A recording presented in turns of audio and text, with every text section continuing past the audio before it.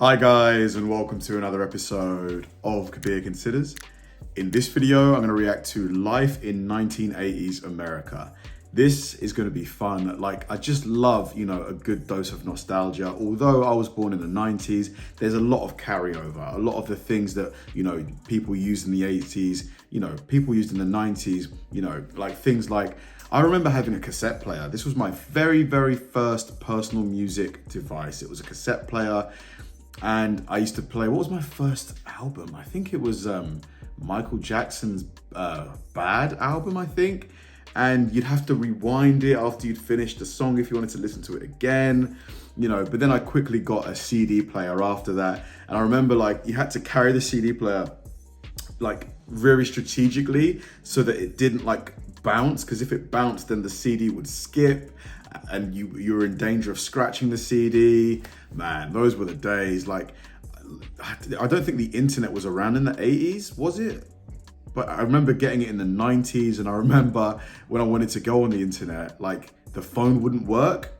So you could only use it for brief periods because my dad would be like, I need to use the phone. Oh man, those were the days. So the 80s, I'm sure for any of you guys who were born in the 80s or lived through the 80s, this is going to give you a big old dose of nostalgia. And by the way, guys, if you enjoy my videos, if you enjoy the movie reactions, please check out the Patreon. You'll find a lot of exclusive content on there and the full movie reactions that for the full movies that I obviously can't put on YouTube. So yeah, definitely check out the Patreon, and yeah, let's get on with the video.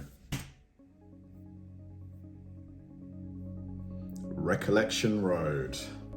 If you grew up in the 80s, you remember this. Even the music, the synth. If you were a kid in the 1980s, you probably have fond memories of growing up during that time. Oh man, the phone with the cord. You often spent afternoons at friends' houses, maybe even jumping on their trampoline or watching MTV. You also kept yourself busy by making mixtapes and binge-watching rented movies from Blockbuster. Oh, man. If this sounds like your childhood, then you will definitely relate to these 1980s memories. So much carryover, so much. We did this in the 90s as well. Man, it was just a different time. Better in a lot of ways, I think. Do you remember being beyond excited to get up on Saturday mornings? The excitement of running to the TV and switching on Saturday morning cartoons and knowing you didn't have to go to school was a great feeling. Yeah, man. Some of your favorite shows may have been Thundercats, He-Man, the Care Bears, or maybe even Pee-wee's Playhouse or the Smurfs. Yeah, definitely He-Man, Dragon Ball Z, Rugrats, Hey Arthur. What else did we watch? Obviously The Simpsons, everyone watched that. The X-Men one, the original X-Men with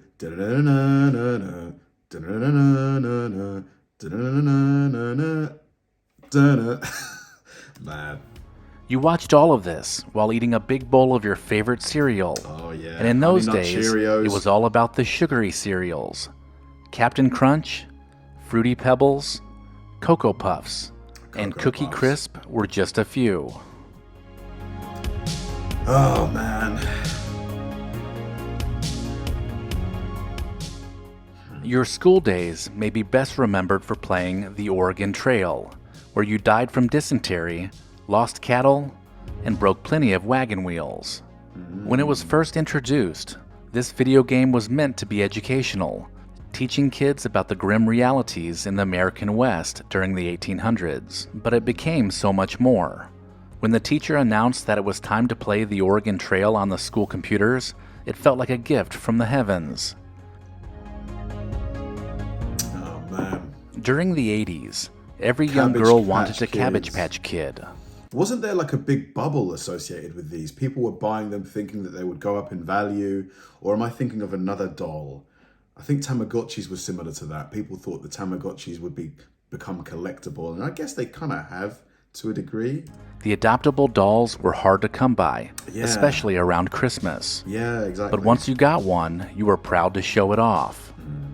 If you weren't able to get one of those pricey dolls, you may have settled for a strawberry shortcake or a rainbow bright. On the other hand, all the boys wanted a He-Man Masters of the Universe figure. In fact, They wanted to own all of the He-Man action figures, I remember him, Skeletor. along with Castle Grayskull. The Rubik's Cube has been confounding kids and adults alike since its invention in 1974, but it was in its heyday in the early 1980s. In fact, one of the best-selling books of 1981 was The Simple Solution to Rubik's Cube, written by James Norse. I need to get a Rubik's Cube. I've not had one for like, oh my God, over 15 years. It's a good little sort of brain exercise. If the Rubik's Cube didn't do it for you, then maybe you were one of the lucky ones to get the first 64? Nintendo Entertainment System on your block. That's not the 64, is This it? was the era that established classics like Super Mario Bros., The Legend of Zelda, Metroid, and so many more. And if you had trouble getting a game to load, all you had to do was blow the dust out of the cartridge, and it seemed to work every time. Yeah, man. My very first games console was a Sega Mega Drive. And I loved that thing, man. I had the Lion King game on there. I think I had Street Fighter 1 on there, I think. And then I got a PlayStation 1. And then we got Crash Bandicoot. Oh, man. Gran Turismo. Memories. Friday nights were, for many, a blockbuster night. Stepping into that brightly lit Blockbuster store and seeing an endless selection of movies was a true thrill. It wasn't uncommon to leave with a stack of movies that would last you all weekend, and you could even get some popcorn or candy to go along with it. Blockbuster. Mate, I read a tweet recently dated from like 20 or something years ago with a Blockbuster CEO saying that he doesn't see Netflix as anything close to competition. And bang, obviously we've seen what happened. But yeah, Blockbuster, you know, back in the day, it was awesome. And to be fair to Blockbuster, they didn't impose like a limit. Like now with Netflix, you can't share passwords and stuff. Blockbuster didn't mind how many people watched a movie when they rented it to you. So I guess it does have that. Maybe you were one of the ones that saved up your quarters all week so that you could head over to the arcade to play the newest games and hang out with friends. You tried your best to make it on the leaderboard whenever you played Pac-Man, Space Invaders, Asteroids, or Donkey Kong.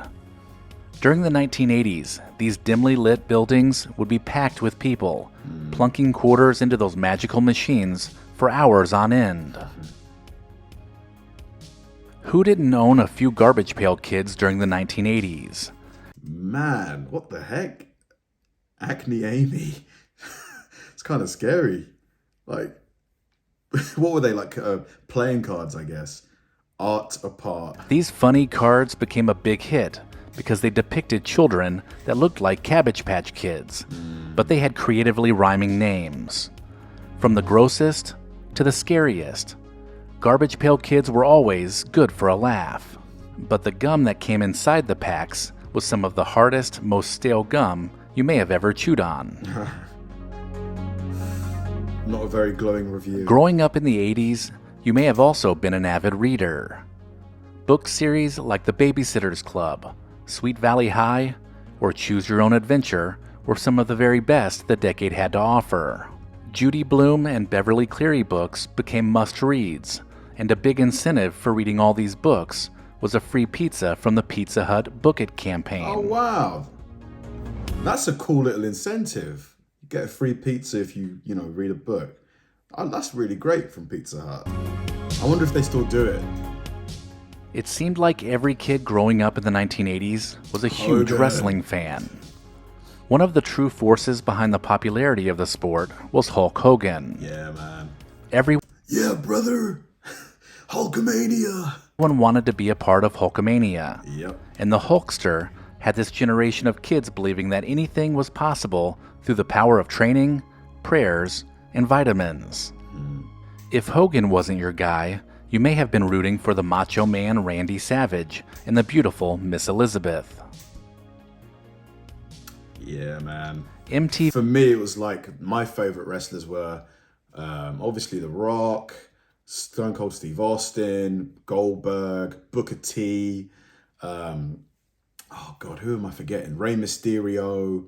Who am I forgetting? Oh my gosh, there's many more, but I'm forgetting. But yeah, I really love the WWE Attitude Era. That was just, for me, the best. TV was an important part of the pop culture of this time. During the channel's initial rise and 1980s heyday, it helped to kickstart the careers of stars like Cyndi Lauper, Madonna, and even Michael Jackson. In those days, they actually played music videos, so you would have to sit through hours and hours of videos until they played the one you wanted. Yeah. MTV back in its prime. Another pivotal moment came in 1983, when Michael Jackson did the moonwalk for the first time while singing Billie Jean, and it became his signature move. From that moment on, every kid in the United States decided they wanted to practice that backward glide, which looked deceptively easy when Michael Jackson did it. Mate, I remember when I first saw the moonwalk, I was like, how did he do that? To look cool in school, middle and high schoolers across the country began tight-rolling their jeans, growing out their mullet, and teasing their bangs to the sky with a can of Aquanet hairspray. These same kids would also spend hours listening to the radio and waiting for the local station to play their favorite song, all while resting one finger on the record button of the cassette player. Wow. There was an art form to crafting the perfect mixtape, as there was only so much time on each side of the cassette. The Sony Walkman made listening to these tapes easy if you were on the go. Otherwise, they would be a gift for your significant other. Quite different to how we used to do it. So what we used to do is we would download a song onto iTunes, and then you just put in a blank CD, and you could just press. There was like a burn CD option, in iTunes. This was like, when did we start doing this? Sort of like 2013, 2002. No, not 2013. 2002, 2003 is when we started doing that. But yeah, before then I was just too young to be able to do that sort of stuff. The California Raisins were a claymation blues band that not only graced commercials and animated specials, but they also made it to toy stores and the fast food restaurant Hardee's. Not only could you get these collectible figures if you bought a cinnamon raisin biscuit from the drive-thru, but they also put them on lunchboxes, t-shirts, comic books, and posters. Interesting. The 1980s had arguably the most memorable sitcoms of any decade, with shows like Knight Rider, Punky Brewster, The Wonder Years, Alf. Bill. Why, man? Just why? What a legacy just destroyed. And The Cosby Show. But when it came to movies, there was nothing better than a John Hughes film. If you were a teenager during this time, you were able to relate to all of his flawed characters. Being a lovable loser like Ducky was an achievable goal. Or maybe you too wore your insecurities on your sleeve, like the girl next door, Samantha Baker. Movies like The Breakfast Club, 16 Candles, and Pretty in Pink were so relatable for so many, and John Hughes was able to capture that period of time perfectly. The fads and trends that were created during the 1980s are hard to beat. Absolutely. When we see them, we instantly recognize that they were part of a colorful decade that has started to make a comeback. For sure. These moments in time were, for many, the absolute best time to grow up.